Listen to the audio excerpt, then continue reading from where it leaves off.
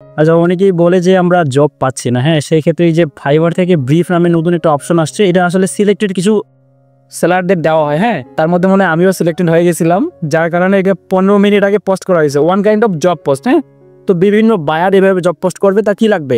Facebook ads specialist for product launch. হ্যাঁ, তার budget হচ্ছে $25। সে শুধু এই ক্যাম্পেইনটা মানে রান করবে, জাস্ট একটা ক্যাম্পেইন, সেই জন্য বাজেট $25। সোশ্যাল মিডিয়া প্ল্যাটফর্মের মধ্যে ফেসবুক, ইন্ডাস্ট্রি হচ্ছে মার্কেটিং অ্যান্ড অ্যাডভার্টাইজিং। এবং দেখেন তার কী লাগবে, মানে একটা ক্যাম্পেইন তৈরি করা লাগবে বলতে গেলে। তো এখান থেকে এই যে ব্রিফ নামে অপশনটা আমার কাছে নোটিফিকেশন আকারে আসছে। তো আমি যদি ইন্টারেস্টেড হই, তাহলে আমি এখান থেকে অ্যাপ্লাই করবো বা ক্রিয়েট অফারে ক্লিক করবো। তো এখান থেকে আমি ক্রিয়েট অফার করে দিছি যে আমি তোমার জন্য এটা করে দিতে পারবো, এবং তুমি যদি ইন্টারেস্টেড হও তাহলে আমাকে রিপ্লাই করতে পারবো আর কি, মেসেজ। তো এটা হচ্ছে জব পোস্ট অন রইল, আর এটাকে বলা হচ্ছে ব্রিফ। এই হচ্ছে মূলত বিষয়। হ্যাঁ, তার বাজেট $25, কিন্তু আমি বাড়িয়ে বলছি যে আমার $30 লাগবে। ঠিক আছে, এটা হচ্ছে ব্রিফ বলা হয়। আর ক্লায়েন্টের ইনফরমেশন, ক্লায়েন্টের কান্ট্রি কোনটা, এখান থেকে সব দেখতে পাবো। এবং এটা বিজনেস বায়ার। হ্যাঁ, এই বায়ার রিয়েল হয় আর কি। এই যে দেখেন, এই যে এখানে বিজনেস লোগোটা আছে আর কি। আর তার কান্ট্রি হচ্ছে এই যে দেখেন, ইজিপ্ট। ঠিক আছে, এটাকে বলা হচ্ছে ব্রিফ। এবং সে ফাইবারে জয়েন করছে, দেখেন জয়েন্ট ইন 24, অর্থাৎ আজকে 24 তারিখ না, সে আজকেই জয়েন করছে। এবং সে জয়েন করছে কি জন্য?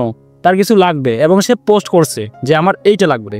তো আপওয়ার্কে এই সিস্টেমটা আগে ছিল, কিন্তু এখন ফাইবারও এই সিস্টেমটা নিয়ে আসছে। এটাকে বলা হচ্ছে ব্রিফ। হ্যাঁ, মানে ওয়ান কাইন্ড অফ তার একজন ফেসবুকের স্পেশালিস্ট লাগবে, সে পোস্টটা করছে। কিসের জন্য লাগবে?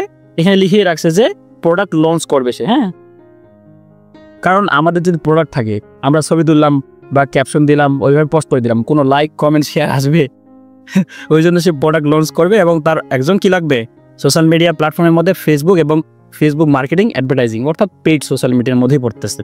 তারপরে প্রজেক্ট গোল কি দিছে দেখেন দেখি, to create and execute a Facebook ads campaign for a successful product launch in September.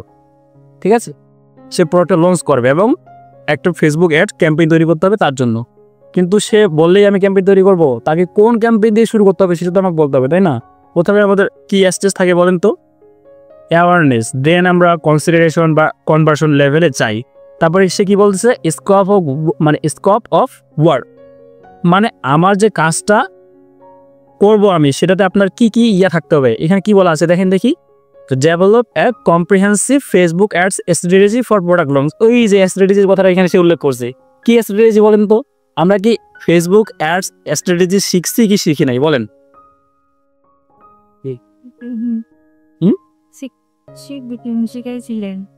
ওইটাকে বলা হচ্ছে স্ট্র্যাটেজি। সে চাইলেই হুট করে সেলস ক্যাম্পেইন রান করতে পারে না, বা সে আসলে প্রোডাক্টটা বিক্রি করার জন্য ক্যাম্পেইন চালাইতে পারে না, কারণ তার কি হিস্টোরিক্যাল ডাটা নাই, বা মেটা পিক্সেল সেটআপ করা নাই, আরও এভরিথিং, মানে আরও অনেক বিষয় আছে। হ্যাঁ, তারপরে দ্বিতীয়ত কি বলছে?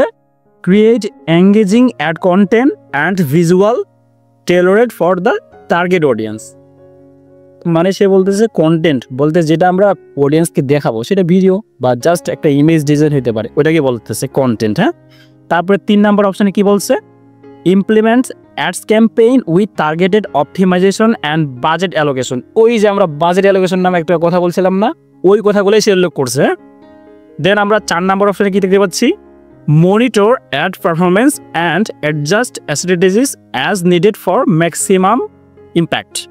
মানে তার ক্যাম্পেইনটা শুধু রান করলেই যে হবে এটা না, আমরা দেখতে হবে ইমপ্রেশন কেমন আসছে, রেজাল্ট কেমন আসতেছে। হ্যাঁ, এগুলোকে বলা হচ্ছে মনিটর। হ্যাঁ, এই আর কি। তারপরে সে কি বলতেছে? রিপোর্টিং অ্যান্ড অ্যানালিটিক্স, মানে যেভাবে বলছে না, এগুলো কিছুই না, আমরা তো এইভাবেই করি ক্যাম্পেইনগুলো। হ্যাঁ, এগুলো তো অলরেডি থাকে। আর যখন আমরা ক্যাম্পেইন রান করলাম তখন আমাদের মনিটর করতে সমস্যা আছে।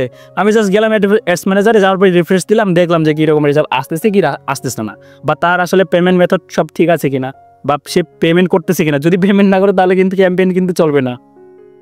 তারপরে কি বলতেছে? রিপোর্টিং হিসাবে আমরা রিপোর্টিং কিন্তু অনেকভাবেই দিতে পারি।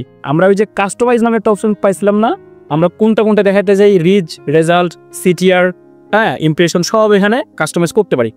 ওইটাকেই আমরা রেজাল্ট হিসেবে দিতে পারবো তাকে। সে রেজাল্ট হিসেবে কি চাইছে বলেন তো? Provide regular reports on ads performance. এই যে অ্যাডস পারফরমেন্স মধ্যে কি আমরা যেটা বিজ্ঞাপনটা চালাই তার জন্য ওইটার যে রেজাল্টগুলো আসবে ওইটাকেই আমরা তাকে প্রোভাইড করবো বা দেখাবো।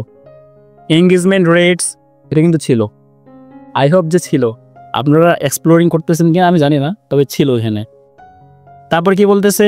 অ্যান্ড আরওআই মানে কি বলছিলাম, রিটার্ন অন অ্যাড স্পেন্ড। হ্যাঁ, adjust campaign based on analytics insight. এই হচ্ছে বিষয়। দেখেন এখানে আমি ক্রিয়েট অফার করতে পারি, আর প্রথমত যে আস্কড কোশ্চেন, তাকে আমি কোশ্চেন করতে পারি যে সে কিন্তু বলছে প্রোডাক্ট লঞ্চ, তার মানে তার কথাটা বা তার যে হেডলাইনটা ছিল ব্রিফের, সেটাকে উল্লেখ করে আমি তাকে প্রশ্ন করব যে তোমার কোন টাইপের প্রোডাক্ট তুমি অ্যাডভার্টাইজিং করতে যাচ্ছ, প্ল্যাটফর্ম কোথায়, ফেসবুকে। তো এই ধরনের প্রশ্ন তাকে করলে সে কি করতে পারে, রিপ্লাই করতে পারে, এবং দিন শেষে আমরা তার সাথে একটা কি প্রজেক্ট করতে পারি। এ হচ্ছে ফাইবার ব্রিফ। হ্যাঁ, যদিও এটা আসলে আজকে ক্লাসের মধ্যে ছিল না, বাট আমি তারপরে বললাম আর কি। হ্যাঁ।